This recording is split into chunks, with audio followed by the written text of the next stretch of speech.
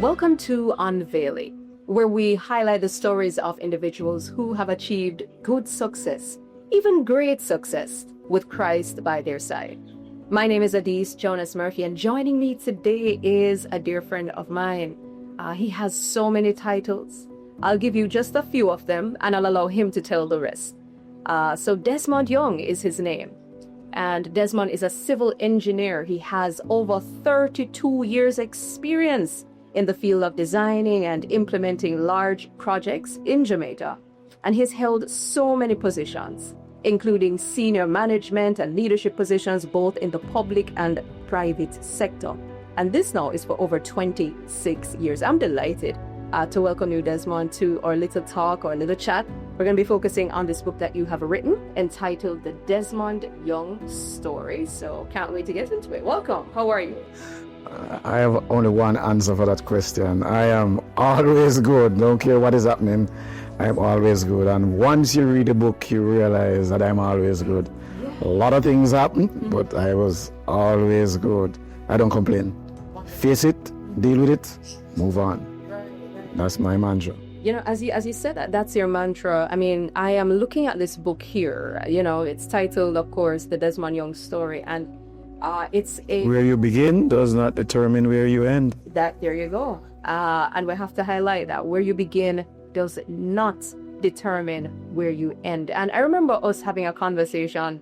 It could have been sometime in January this year, 2025. And you said to me, you haven't read the book yet, have you? And I said, I haven't read it yet. It's on my nightstand beside the table, but I haven't read it yet. And when I took up the book, Desmond, and I started reading it, I could not stop. I read the book all the way. I only had to pause because my daughter needed to be changed.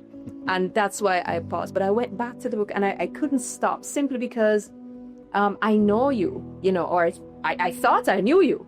But when I read the book, I knew you even more.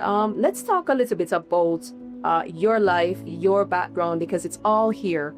And we're going to, of course, end on, you know, the impact and the legacy that you are making. So I want you to share with us, who are you? Because many of our viewers think they know Desmond.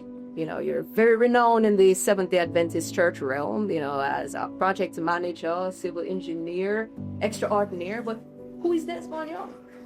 Well, the simple answer is that Desmond Young is this simple Jamaican who grew up in Kingston 11. And when I say grew up in Kingston 11, I think I lived in about 9 different locations in Kingston 11, most of which were tenement yards. Well, Kingston 11 is which area in Jamaica? So you're talking about Walton Park Road, Phillip Road, Olympic Way, coming up Hagley Park Road, all of those areas. And I was all over the place. Clinkling Avenue, Woodpecker Avenue, Solitaire Road, Rosalie Avenue, Watley Avenue, Langard Road. It's Phillip Road. Right? And it's so... And I still embrace my identity. I still identify with those communities.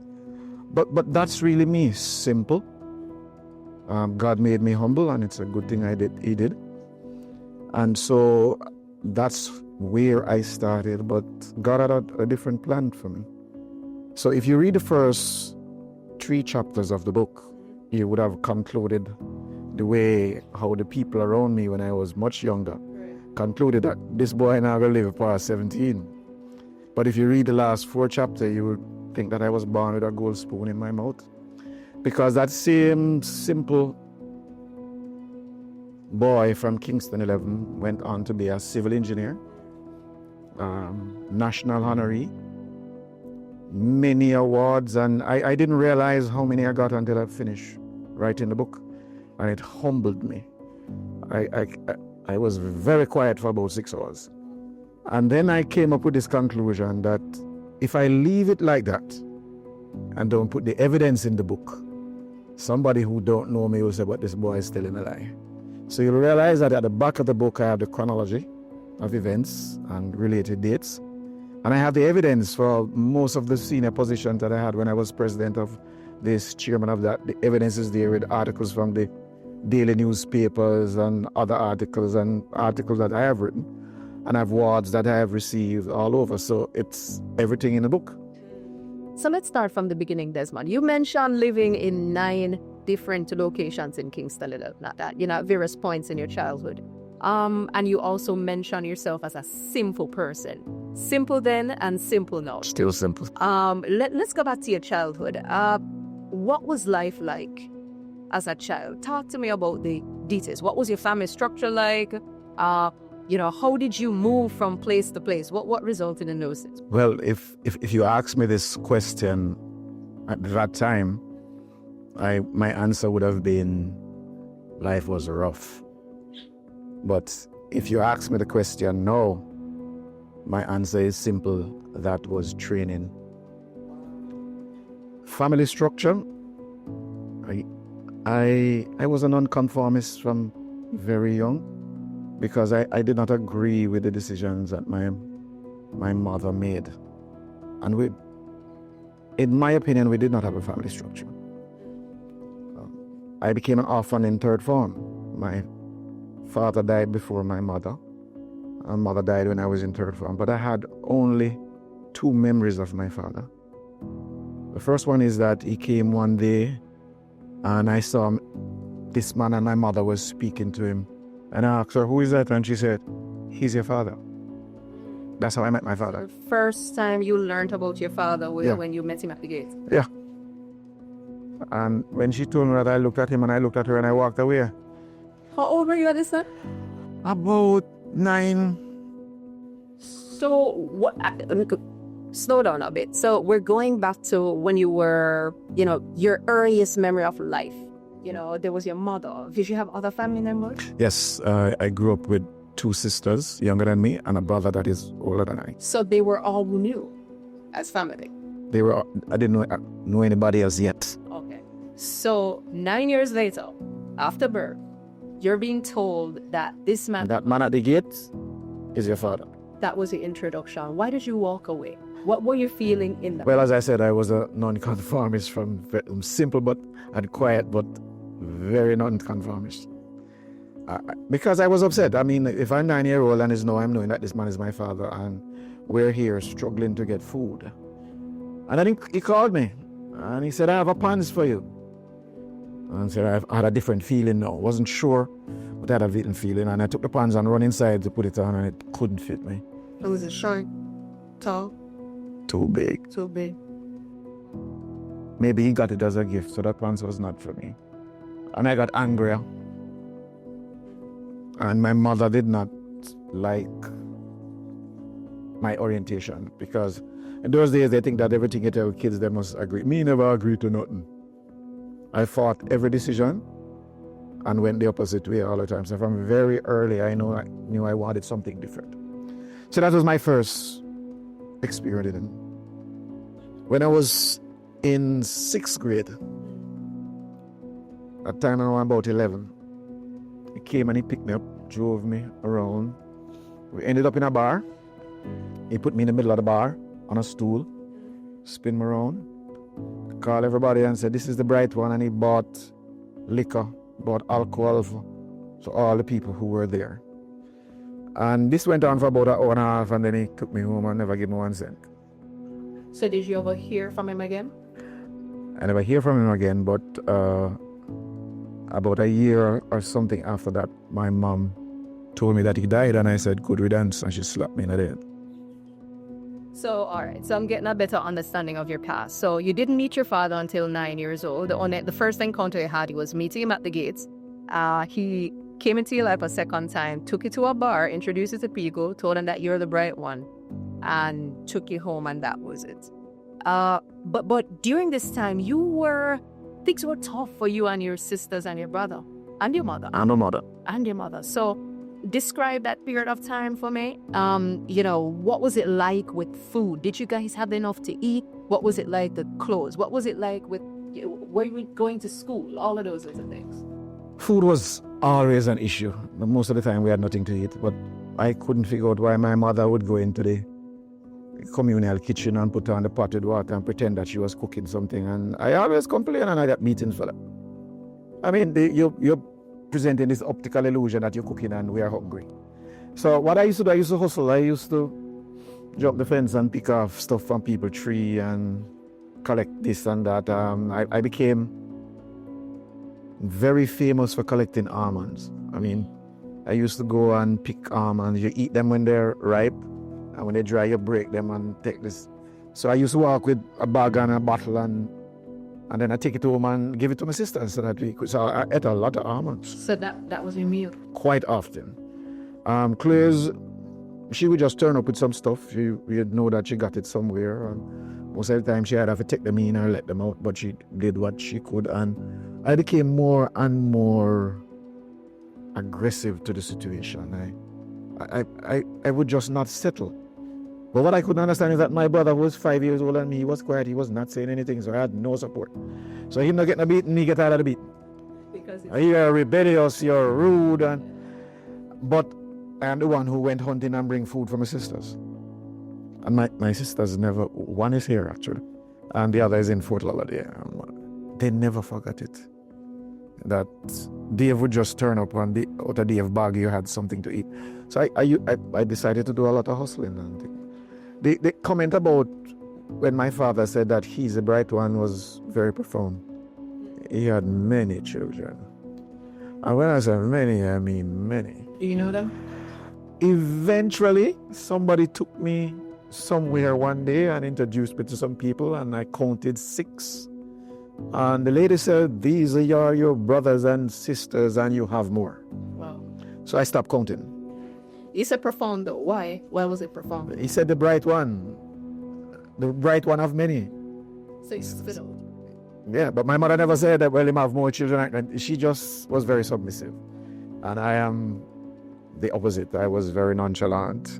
But your father was onto something though, Desmond, because even though in the moment, probably it could have been a passing thought, what he said, at the end of it, you really were the bright one in terms of the one going after the academic exploits to take yourself out of that kind of situation you were in. So you, I guess, described yourself as one who was living in a poverty-stricken situation. Before we move on to the next question I'm going to ask, I want you to talk to me about the movement, because they say you lived in 9 different locations. What accounted for those 9 movements? Well, the simple answer is that as much as the rent would have been very small, because a tenement yard, we could not afford it. So anytime you owe the people too much, you have to disappear. And you try the next available place and the next available place. And so a lot of that happened. And my mother eventually decided that I was too rebellious.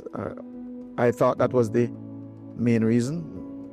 But then she said, no, it's not that. It's that I can't take care of you.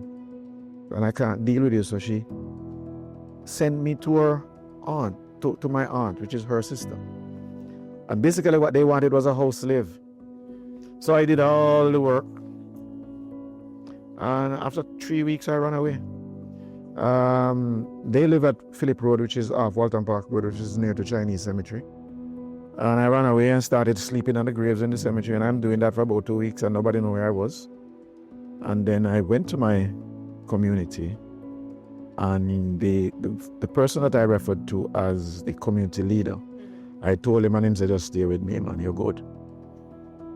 So I was staying with him for a while, and now my mother is looking for me, and my aunt is looking for me, and they couldn't find me. And I started sometimes sleeping on housetops. And one day I just decided that, listen, I'm just going to let her know that I'm in the same community that she is, but not where she is. And I told her, and I said to her, listen, I can't live there because I can't study. All I'm doing is work, and they don't give me any time to study. And I know that if I don't study, then I won't be anybody. Because I don't have a family structure that I will inherit something. I have to make my own way, and so the only way would be education. So you recognize that the only way that you were going to come out of a situation was through education. And you recognize it pretty early, according to the book. So talking about your academic life, when did you start school? And at what point did you recognize that, hey, you're going to have to work hard if you want to make things better for yourself? Well, school started in that same first tenement yard in Solitary Road. There was a community basic school and my mother was the teacher. So you could say that I was homeschooled. But sad to say that all you learned was reading, writing, and arithmetic. So when eventually I went to primary school, which is DuPont Primary School, all I know was reading, writing, and arithmetic. And so I didn't know anything about civics, I didn't know anything about history, general science. So I went to school the first day and the teacher asked some question and I couldn't answer any of them and everybody laughed at me. So I was labeled dunce back. But maybe it's a good thing that happened because that gave me the drive to say, listen, I'm going to get brighter than all of them and I'm going to eat them words. But the drive came from two individuals mainly. I'm going to speak about one. In the book, she's Mother Up. This lady, for some reason, saw me and saw me in the future. Right. In her opinion, I had the ability to become Prime Minister one day. She said, listen, you don't have anything? Take your book. Go study. That will make you a man. That was enough for me because everything she said, I believed. Wow. And so I just turned on the heat. Book. So I studied when there were power cuts. I studied through 1980 the gunshots, and you could have exploded a bomb room and still study. I used to just eat it. So when did you enter school? At what age? Well, I entered school, the formal school system, at grade 4 at DuPont, and that, as I said, that was very embarrassing. I was short. I'm still short. I was wearing short pants. Everybody else was wearing long pants. And I was wearing what they refer to as the butter shoes, the rubber shoes. So when the sun touch it in the bus, you have to take it off. You can, and so I was ridiculed, I was bullied, but it made me resolute that I'm going to solve this. And everybody who was teasing me, eventually them have to big me up. I spent another year there, and my brother was at Coburn Garden, which we call Cockburn Pen. And he said, well, join me there, so if anything, we'll be together. And there I got my first disappointment. Here it is now. I am in the top 5 of the class, and it is coming time to register for common entrance. And I took in what I thought was my birth paper, my birth certificate. And they said, that's not a birth certificate. That's the registration slip. So I went for my mother, and I went for her, and I was roaring. Were you living at the house at that time? Yes. Okay. And we went, and they said, but this is just the pink slip. You need to go over it. To register. And we went the next day, and the people tell us the process, and I started crying because that means I can't take the exam. I was not registered, and I was so devastated that for about 2 days I didn't go home. And that made it worse. The relationship between me and my mother I don't talk to her. She couldn't handle it, actually. She could not handle it. And I said, so what am I going to do now? The same old lady, mother up. So when you need 9th grade, there's grade 9 achievement test. You will get the birth certificate by then, take that. And so I did the grade 9 achievement test when I was in 9th grade and passed for Excelia. And that's where things really start to, I could really tell now that, yes, I am bright. All right, so pause right there. We're going to jump into the Excelia story shortly, but we just want to remind you, for those of you who are just tuning in, we are, of course, I'm speaking with Desmond Young. He is the author of the Desmond Young Story. And I can't forget to say, where you begin does not determine where you end. He wrote this book, and it's such a powerhouse. It recounts his life story, how things started out for him. It was difficult, it was rough. Have you gotten to a point in your life where, you can't see a way out, things look gloomy, things just look rough and tough? Yeah, that's what it was like for Desmond. But he found the light, and he worked toward, getting to the end of the tunnel. So we're back at Excelia. You passed your grade 9 achievement test, ended up at Excelia High School, and this is now quite a distance from where you were living in Kingston 11, wasn't it? 2 buses. 2 buses away. Mountain View Avenue. Mountain View Avenue. So you are journeying to school, and you stepped onto the property. The first day you stepped on, describe what you felt? That was a shock. I saw white students, white teachers, and I'm like, hold on a minute, is this Jamaica? I have never seen a student in uniform that was white or a teacher that was white. And but the atmosphere was very energizing. I felt that I was at the right place. I felt that I was at the right place. When you said journey to Excelsior, sometimes I journeyed from Excelsior, walked from Excelsior back home. And I did the same thing when I was at university. Sometimes I walked from university home. And so I'm in third form, and I'm playing football, I'm playing cricket, and I'm doing tracks. And I realized that, listen, you can't do the three things one time. You're supposed to be a book guy. So I stopped the tracks, still kept the cricket and the football, and I'm there. And my best, Courtney Walsh was my best friend, and he was encouraging me. And I said, no, Cody, you are the champion cricketer. I'm going to stick to the book. So hold on, Courtney was going to Excelsior. Yes. You and Courtney were yes. So if you had stuck to cricket, then you would have been one of our... I don't know. I was not as good as Courtney. Courtney was a bowler, I was a batsman, but I played a couple of good innings. But the training and everything was affecting studying. And I remember my mandate, take your book. So I decided that, listen, I will keep the football and lose the others. And I toned down that as well. I just book. And I could see the result. I was getting brighter and brighter. So were you ever, because you mentioned being, teased at the cons and, being labeled as dunce sluts and all these things. What about at Excelsior? What was your image like there? Did you experience the same kind of... Totally different decision. This is the bright boy. Yeah. Talking about your experience there, you had 2 years in which to prep for your CXCs. Well, it was part CXC and part GCE, but I found some people at Excelsior. I spoke about Helen Chambers there and Sydney Fenton, who they just appreciated that I'm from a difficult environment. My mother died in turn farm and they all knew. And they looked out for me. What is Desmond doing? Is he okay? Is he following this? So they looked. I had people who were looking for me. I had people in my community that was looking for me. Mark, I had split personal. There's a reason why the book is like, I selected this one. We're good. Yeah.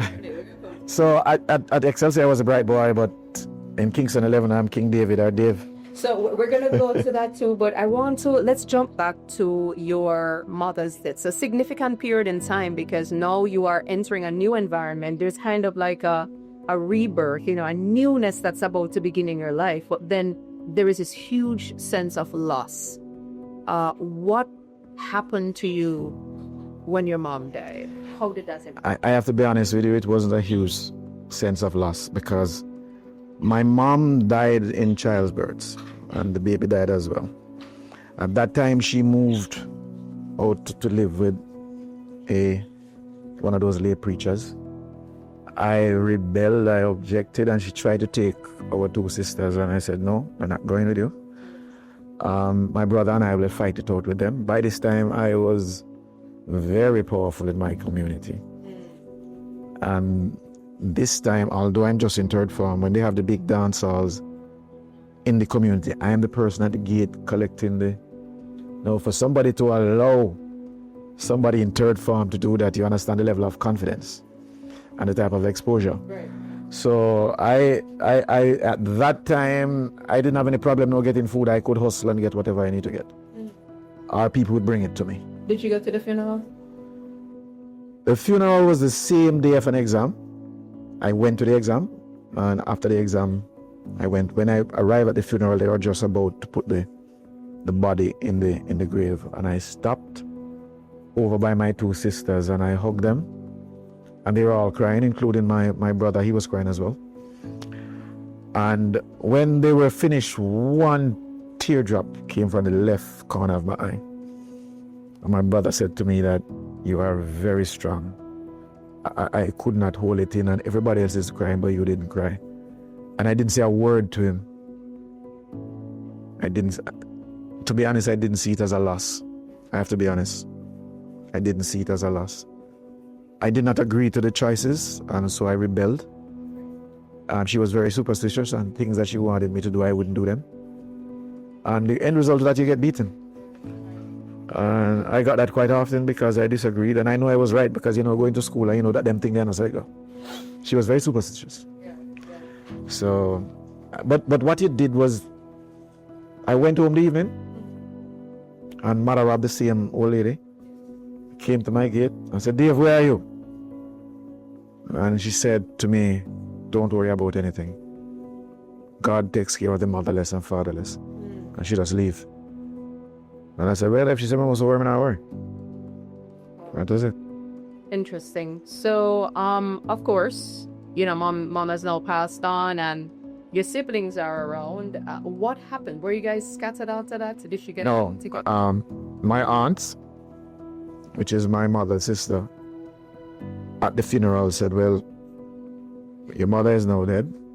I want you to come back. I said, well, I can't live with you because I can't study. She said, I'm going to get a housekeeper. So I said, if you get the housekeeper, me come back. And they did get the housekeeper.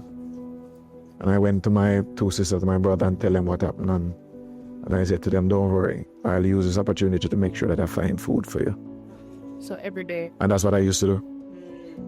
So I want to switch now. This is about to get even more exciting, friends, because we're going to go into an aspect of Desmond's life that, especially those of you who know him now, and know of his achievements, you'd probably be on the edge of your seats to find out this other side to Desmond Young. So this is a side we know, but there's a side that we are learning about. We're unveiling today. Desmond, so you mentioned that you were mentored by quite a few community members. Talk to us about how that began and the high respect that grew for you over a period of time. Well, actually, it started with my mother. So she was the teacher of the school. I'm in school one day and I saw this man come to the gate and there was quite a few people with him. And he said, teach. Who's the brightest one you have in the school? And she said, my son. And my mother called me, I went, and then he called me one side and said, make sure you take your book. And he walked away. So I said, sir, who is that man? She said, he's the community leader. About 2 weeks after he came for me. So if he had a letter that he needed to write, I wrote it. If somebody need a letter in the community, he called them and sent them to me. If there was some letter, I went to schools to meet with teachers to speak about other parents' kids and then take the information to the parents. And it never dawned on me that something was wrong. Why they couldn't go themselves? And so I started going. This man started to take me everywhere. So all of those big dance halls, I'm going, and he appoints me to collect the money at the gate. So that is the part now that makes me think that I'm stupid, because when I wrote the book and I reread that, I said, but if you're doing this and they shoot up the dance and kill people to your left and the right, why you go back the next day to do it again? But somehow I didn't see it as danger. I mean, I like the entertainment. And at the end of the day, when I finish counting out the money, he says, this is yours. Wow. So I take that home to, Nadine is here, and I took it home, and I was okay, and I wasn't short of anything, no. So you were earning money from an early age. You were able to very early. Your basic needs, and you are being mentored by the community leader. But that relationship grew over a period of time. Talk to us about how much of an impact that the relationship had on you. I wrote a book in a very politically correct manner. I tried not to speak much about that. I use the word community leader, but you know that the correct word is that he's the Don. So I decided that I wanted to make sure that nobody focused on that side of the then Desmond, and they focus on the journey and that where you begin was not. So I didn't go into that. But I have seen some very serious things and some positive things as well, because even out of those situations, I learned to be honorable. I learned to look out for others. I learned to respect old people. The funny thing about these individuals is that they didn't go to church. but they knew the Bible very well. They could quote scriptures better than most pastors. So while they might have been doing something, they're telling me that I mustn't do that, because you are the one that is going to make us proud. And that's why they gave me the name King David. You're the one who's going to come out. And so everything that was happening in those communities, I would get a call and, what do you think? You, but it's That started when I was about 11. yeah. And up to high school. Up to high school. So- Up to high school. And I still, when I'm living at Phillip Road, I still used to go down to Whitbeck Avenue and go down to Cleveland Avenue. As I said, I did not release my identity. I kept it. And it made me extremely popular. It made me extremely popular. So I wasn't concerned about some of the things that others were concerned about.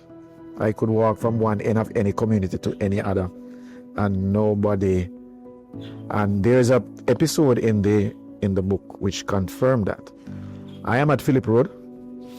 My brother and my two sisters are down at the bottom of Woodpeck Avenue. This is 1980, in the middle of the political violence. And my brother calls and says, listen, Dave, you need to come for Charmian and Bob's. Why? And he said, they mark X on the gate, and so everybody going to die tonight, or them going to burn down the house. You need to come for them. I said, but you are there, why don't you just come up? It's easier for you. He said, no. They will kill me, but they won't kill you. And I didn't question it. It's very clear in the book. I stepped outside the gate, and one of the strong men in the community that was very close to me saw me and said, where are you going? Gunshot fire all over. I said, well, I have to go for my sisters, because if I don't, they're going to die. And he said, I'm going with you. By the time we walk about 150 feet, about 5 more individuals said, whenever you go, we go. By the time I reached to where they were living at Whitbeck, we were about 25. Wow. I left 15 there and came back up with 10. And my brother was correct. My body didn't trouble me.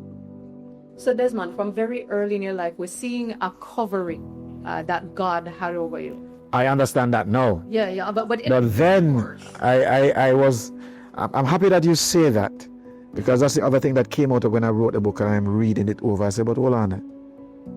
It's not my skills or my knowledge that kept me alive. It was always God. God always shielded you. You know, because one of the things, when I was reading the book, I was on the edge of my seat. I'm saying, why does he keep going back to the same spot that they shoot up? And you know, he's in. You should have been dead a long time ago, according to the trajectory of. Is when I finished writing the book, I asked. I said, listen, I said it at the launch as well. I said I was really an idiot, but it didn't appear as danger. It was a means to an end. And but in all of that, I noticed that I went to places where other people afraid to go. Right. My wife will tell you the same thing.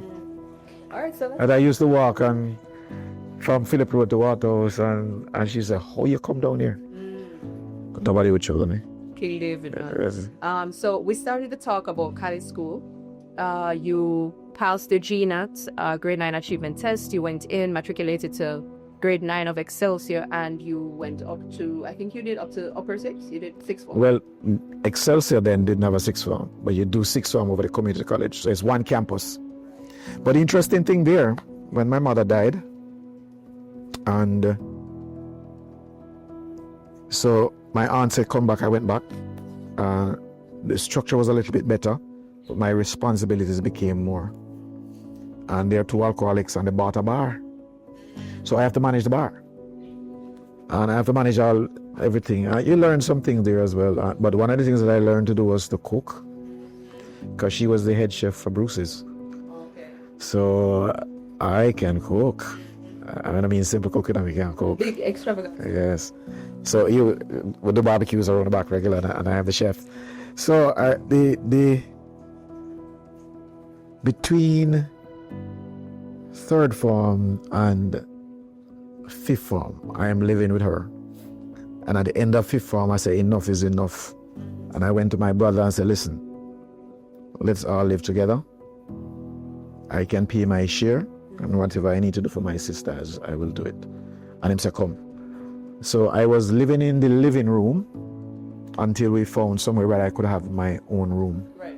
So I went there. But when I was finished with high school, Helen Chambers, who was my general science teacher, was the head of the general science department. So when I went to collect my results, I saw her and she said, Desmond, where were you? We're all looking for you. Right. I said, so why are you looking for me? She said, because I have something to tell you. And she took me to the principal's office and shocked the hell out of me. And the principal said that you will be the lab technician for the general science lab. Now, hold on, man. You know, tell us about the results. Yes, tell us. Hey, man, so I had maths, English language, English literature, chemistry, physics, geography, biology. I passed all that. You passed 7 subjects. Most of them with A's. My lord. Yeah. When I grow up, I want to be like you. So after you pass it on, I went for the results. Right. And the head of the general science department and the principal was trying to find me, and they don't know where to find me. And so I went to the office, and the principal says, you will be the lab technician in the general science lab. You will do your A levels over the. I tell me. I didn't know what I was going to do next. Right. You will do your A levels over the community college. Give your timetable to Miss Chambers. She will let you come in early in the mornings and prepare the chemicals, and you stay back late after night. And between classes, you can come in and do whatever you need to do. And I'm like, really? Everything was laid out for you. So I ran to the lab. Look, it was familiar with me because I did general science, and I'm saying, is this really real? And then Mr. Fenton, who is the head of the science department, came with the application for the 6th form. Full out already, had a sign of a sign. So you see, we talk about this covering. Again, God just keeps, showering His mercy and His grace in your life. There are a lot of times, even in our own lives, viewers, we can't see what He's doing. He's covering us, He's protecting us, He's shielding us, He's taking us, He's carrying us. And this is exactly what Desmond is describing to us today. For those of you just tuning in, it is Unveiling, and we're unveiling the story of Desmond Young. He wrote a book, and I encourage you to get it. It's very, very powerful. You need a dose of actually, it's not a dose. It's more like a gallon full, a bottle of inspiration. You can, of course, source your copy. It's the Desmond Young Story. So you're telling us about high school. You've been working hard at achieving academically because it's the only way up, the social ladder to a better life. You pass the CXCs, most of them A's. Your school. But it does have CXC and half GCE. GCE, and the chemistry, physics, and the biology and the geography was GC, and the maths, English, and the language and literature was CXC. That's 1981. Okay, so they are now rolling out your next steps. So you're telling us about signing off on the paper, right? Yeah, and he ticked chemistry, physics, mathematics, general paper. And I didn't disagree, I just signed. So after you signed it, what next? Went to class, came in early in the morning, and so I'm living with my brother and my sisters, and I move out. In the book I said the house slave move out. And we are living together, and this is now Watley Avenue. And then after Watley Avenue, we moved to Longard Avenue. But so that was at school. In my community, everybody know, because in those days, the results came in the Daily Gleaner. So, my Lord. So Dave now added some more stripes to his title, to his name, to his name. And Mother came to me and warned me to say, let me be very clear. You can't do what they do. You're the leader. You are the one that is going to come out. So you see, anything bad that anybody involved in it, you make sure you're not involved in it. And I was like, how did she know? I think Mother Rob had superpowers, All right, so you're working and you're going to school. Working and I get a paycheck. Wow.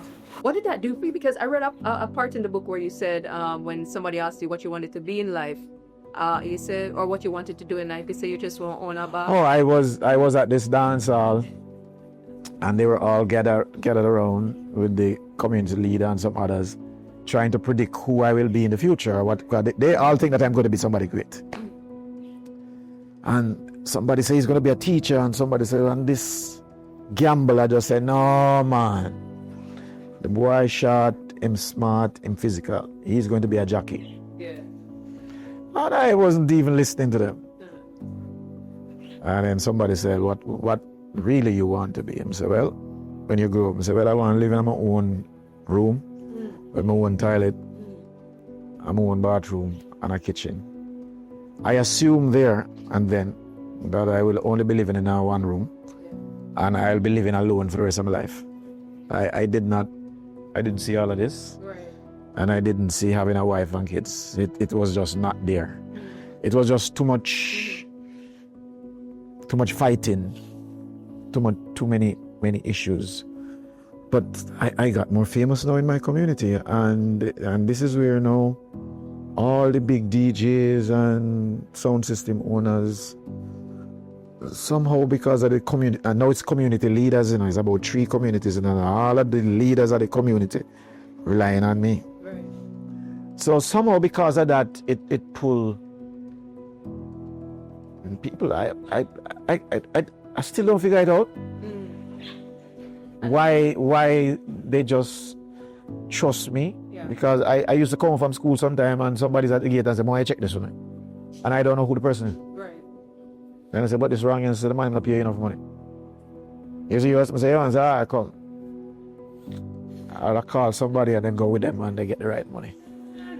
And it became more and more and more like that, and They could trust you. yeah, and it reached a stage where I'll be at home and the big entertainers drive up in vehicles and say, "Hey, we are going to dance at Westmoreland, we'll pick you up in the next 10 minutes.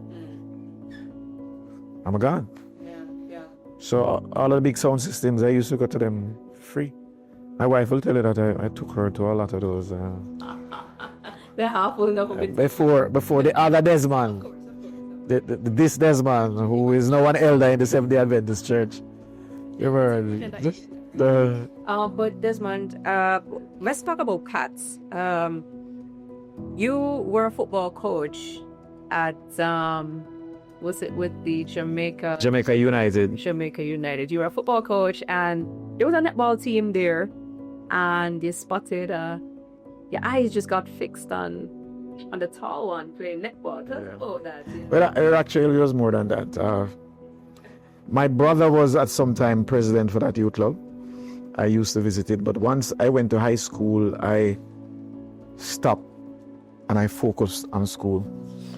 When I was at Excelia Community College, I was playing football and I captained the second team. And so I had a lot of experience playing and coaching.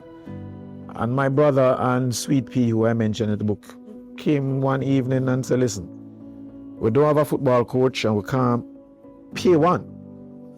We think you are the best person to do it. You played intercollegiate, you have all of that experience. And it is your youth club. Come and be our coach." So I said, "Well, I will come to one meeting and listen, but I'm on a totally different trajectory now." And my brother said, "No, we need you, so you need to come." I went. And Sweet Pea really was very convincing. And he was a netball coach. Right. This is the same guy in the book where he and I sold the Americans the grass. Yes, I remember. Yeah. And when I look and I saw the guys, they remind me of me. So now I am 19 going close to 20. And I said, but they really can't afford a coach. And so therefore I will do it.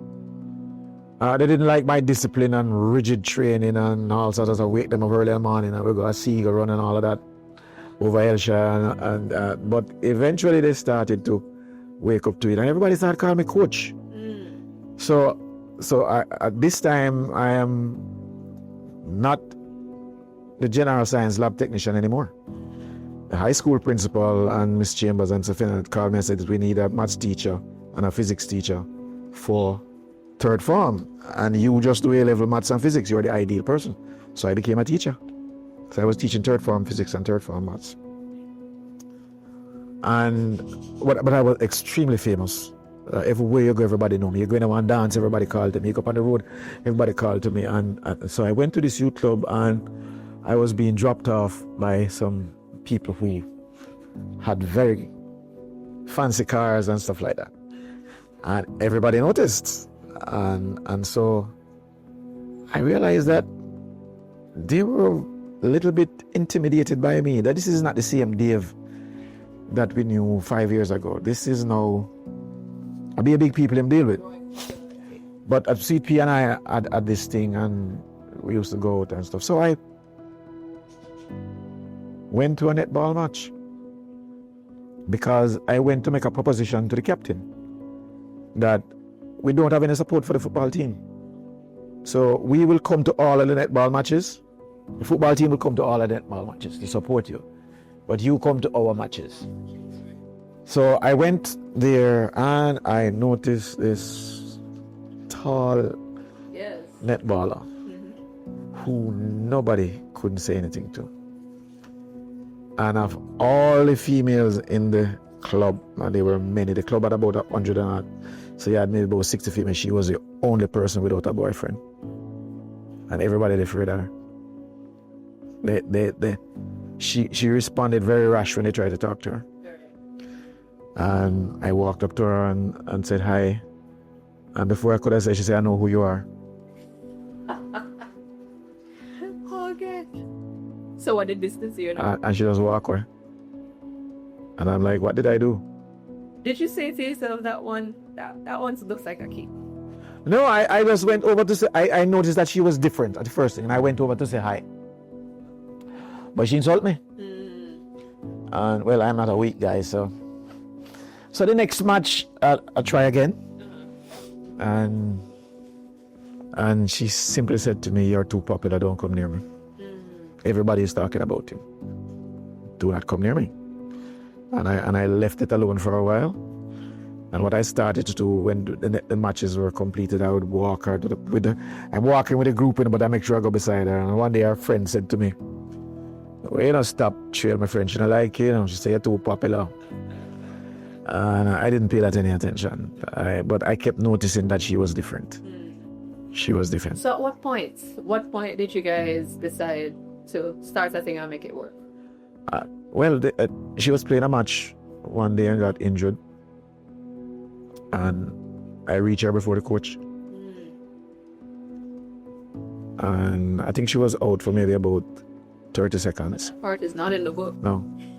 She was out for about 30 seconds, and when she revived, she asked the same friend who was telling me that I must leave her alone because she don't like me, I'm too popular, who came to assist her. She said, the short one was the first person there. Wow. So everything just kind of changed from I think that, this is not in the book. A lot of things not in the book, you know. Right. I think that sort of have her thinking that this guy is there. If the coach is there, I mean, reach before the coach, you know. So things progressed, and you both decided to have a relationship, and you both got pregnant. So Dane came into the picture. But while all of this happened, you were about to go to university to advance your... Well, I was in university. After I finished A levels, and I'm teaching maths to third form, maths and physics to third form. So Fenton said to me that you need to apply for university. I said, no, I want to be a pilot. And I can't afford pilot school, so the only way is to go to the army. And he said, no, there's no way I'm going to have a student that have A in chemistry and physics and all that thing, and end up, no, you need to go to university first. So I went and applied to the officers training course at officers selection course at the JDF and got accepted for that, but failed the final medical, so I was not selected to go on the officers training. And during that period, Pat and I got close, and she was really there. I didn't want to talk to anybody in that period. I sort of, in the book I call it The Great Disappointment number 2. So that went up in smoke. But during that period, we got very close. I got closer to the dance hall. And by this time now, I was helping a lot of the DJs with putting together their lyrics and going to studio with them and talking to the producers. I was more like a manager, but an unpaid manager. Not asking for anything. We grew up in the same community. If they need my help, I went. And so But what that did, it allowed me to keep my own dance, and I didn't pay the DJs. If I tried to pay them cost me. So I now started making money from keeping my own dance. That helped me through with university and other things, and I took a student loan. And so here it is now. I'm quite okay. My partner and I got close during that period. When I started university, same Excelia principal said, well, now you're not near to the school, so how you going to work? And then he said, but hold on, man. We have the community college and high school. You can teach O-level physics. So they arranged for me to teach O-level physics part-time. So I went to the university in the days, and I'd be at Excelia Community College in the night teaching physics. And it is during this period that I met Miss Palmer, Veronica Palmer. And a lady, after knowing me for about 3-4 months, and we had a discussion one day, and she said, what's your plan? I said, well, I'm in university, N2, I'm doing chemistry and physics.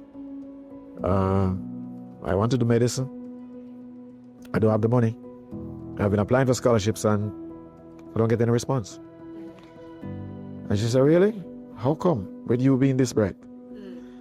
And she was going upstairs and she just come back down and put her hand on my shoulder and said, listen, from now on, anytime you apply for anything, a job or a scholarship or anything, use me as your reference and put my address as your address. Don't put your address, put my address. And all you need to do is let me know that you applied for this, so when the people call me, I can deal with it. About 5 months after that, I have 5 scholarship offers now. But it made me angry because I realized about what I'm there. I mean, address her because I don't know nobody why I couldn't get one scholarship. But again, it was what I know. The covering was over you. It was what I know is because of where I live. And yeah, so here it is now. Day in born already, you know. And I have 5 scholarships to choose from, and I went to everybody and consulted them, and the conclusion was, take the one that is going to give you the biggest degree. You're going to get the most experience and the most knowledge. So I selected the one that would go to Moscow, and I said, well, now we're going to need to talk to Pat, because how am I going to go to Moscow? And Moscow's in Russia. Russia. Right. I'm going to go to Moscow and leave she and Dane. Right. So I'm saying she's going to say, no, take the one to America. Or take the one down to Trinidad in St. Augustine. And or stay here and whatever. And I explained to her the situation and told her all the individuals that I consulted with. And she said, what was their conclusion? And I said, choose the one in Moscow. And she said, why? And I told her, and she said, well, go. And I was shocked. Wow. I think when I read this part in the book, had motivated me to be a better helpmeet, even in my own relationship. You know, because I mean, I'm guessing that you perhaps didn't expect that she would have done that. I thought she'd have said, no, go to America. Yeah, to be closer. But she wanted you to achieve your dreams. And I think that's the best thing that any... Her exact words were, if that one is the best one, that's the one you go. So, by now you were pretty much on your way to Russia. Never had a passport. They arranged the emergency passport. I didn't have a suit. Never have a suit in my life. Don't know what US dollars or any other currency look like. Never go on a plane in my life. And then I'm on this plane the flight is about 14-15 hours. And what? This is 1986. And I embraced it. It's a full scholarship. So I said, no, there will be no distraction. I just me and the book. And I went. How was that? You landed in Moscow. What was life like? You stepped out of the plane, you're hearing this different language. Pure foreign language. Around you.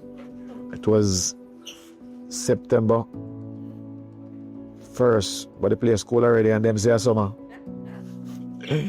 So, you know, but what appealed to me more than anything else is that I don't have to worry about working or doing anything. I don't have to do studies, a full scholarship, you get allowance, you get everything. And so I was so looking forward to that. My concern was what is happening with Dane and Pat in Jamaica. And remember when I was at the airport, you know, and we were leaving, and she said, just focus on studying. And then she said, are you going to come back? And I said, yeah. She said, okay, cool. So how many years did you spend in Russia? The total is 6 years, but after 3 years, I came back. What happened? I surprised her. Called her at the airport. She said, what? You're joking? I said, no.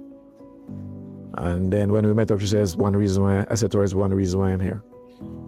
She said, why? I said, because I get married before I go back up. Wow.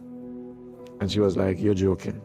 She said, first of all, everybody tells me, you know, come back because I want to get scholarship and run away and marry the white woman. You come home, come back and marry to me. You're joking? Are you serious? I said, serious. So we got married on the 13th of August, 1989. And I went back up.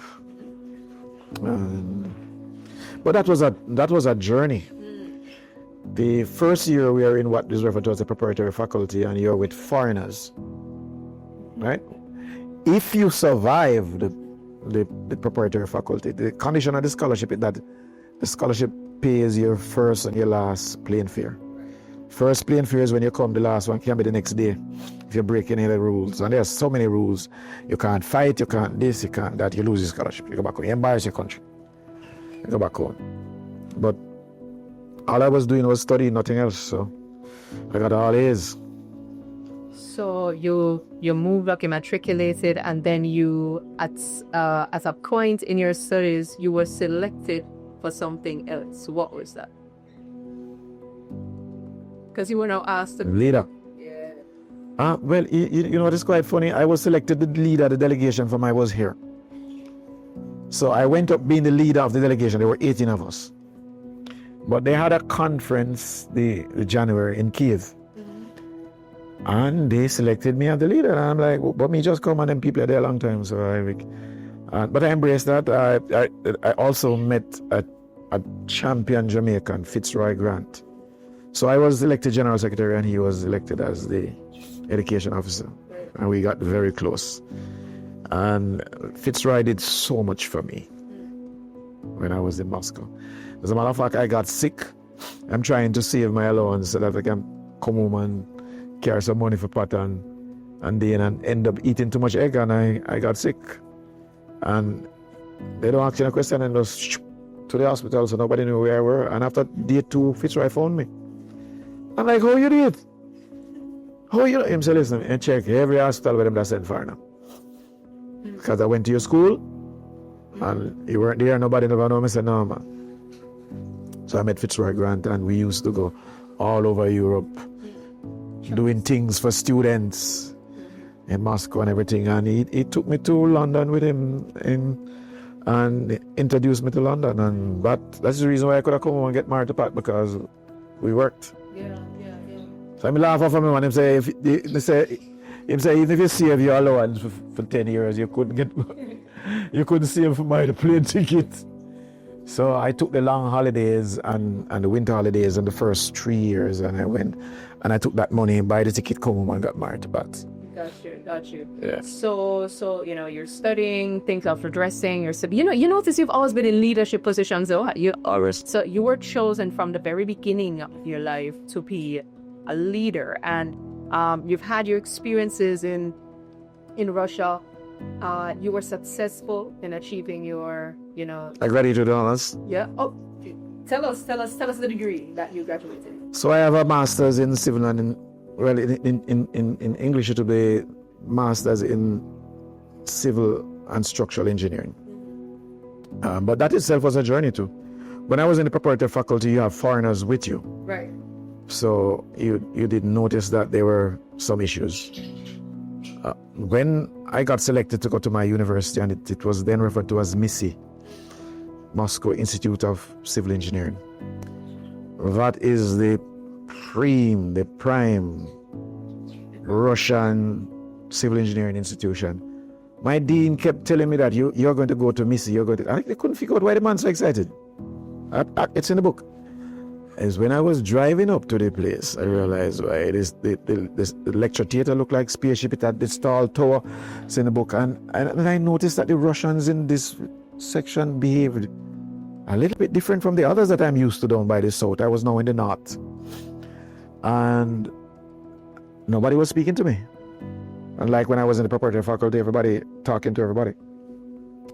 So I went to my first lecture and I sat in the middle row. In the middle of the second row. I left my bag there. I went outside. So I went early. I'm always early. When I went out, I went to the bathroom, I looked around, and about 15 minutes after the lecture will start, I come back in now and the lecture theater is full. So I went to my seat. I'm in the middle of the second row. Everybody in the first row get up. Everybody in the second row to my left and right get up. Everybody in the third row get up and go to the back. I was now the only person in the first 3 rows, and the professor looked at me and said, "Come here." And he put me in the middle of the front row and said, "That's your seat. Don't pay them any mind. Just focus on me." And when we had the break, I was coming out, and one of these nice, blonde, wonderful-looking Russians said to me, "Tell me," this is in Russian, "where do you hide your tail?" I smiled. I went home the evening and I said, "God, this is exactly what I said. God, after 1 year, the whole of them are going to sit down beside me. They will all want to sit beside me." It never took 1 year. It took 6 months. First exam was winter. We had 5 subjects, all A's. So when you come back from the winter holiday, everything posted on the board. I went into the lecture theater, sit down in the front now, and to my left and right and behind me are girls asking me questions. "Is everybody in your country bright like you?"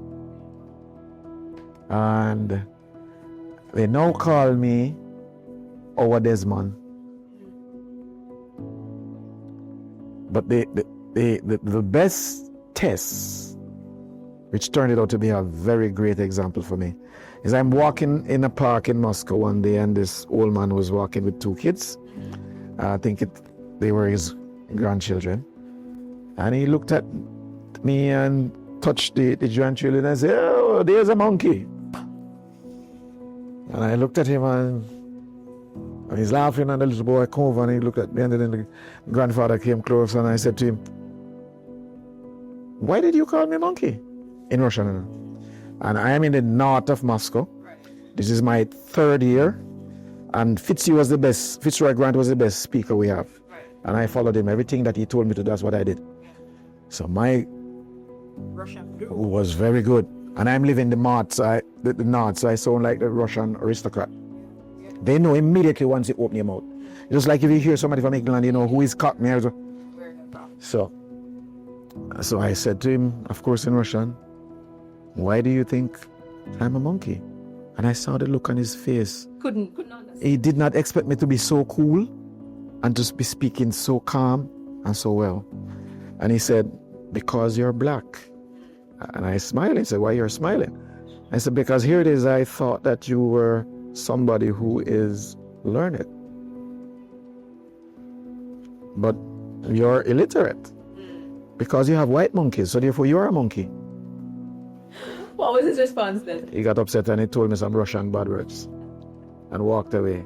While all of that was going on, there was another Russian to my right in a similar age group hearing the conversation, and he called to me and said, "Hey, where are you from?" I said, "I'm from Jamaica." And he said, "How did you learn to speak our language so well?" I said, "Because I have good teachers." And he laughed. He said, "Come here and have a seat with me." You see, anytime anybody try that with you again, just answer them the same way. We spoke for about an hour and a half. And he told me about what happened in World War II with the Battle of Leningrad and this. And it appears that he was a World War II veteran, but this man was very, unlike the one who, this man was so rounded. So either he was a general in the army or something, or he became a professor or something. And he was just speaking to me. And when I was about to leave, I said to him, "Boy, that was difficult." And he said, "No, I could tell that you're not a normal Jamaican by how you speak.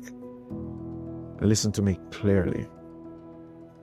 And the man said to me, "Hard life or difficult times create strong men, and strong men become great leaders. Soft time or easy life create weak men, and weak men become poor leaders." You know, I think that's the note that we end this part 1 series on. I'm going to actually we're gonna have to do a part 2 because the story is so intriguing. I've had a conversation with Desmond Young, civil engineer extraordinaire, started from really humble beginnings, and the Lord has taken him to the heights of success in his field. We're so grateful that you've joined us today on Unveiling. This is part 1 of the Desmond Young story. Where you begin does not determine where you end. So join us for part 2. My name is Adiz Jonas Murphy. God bless.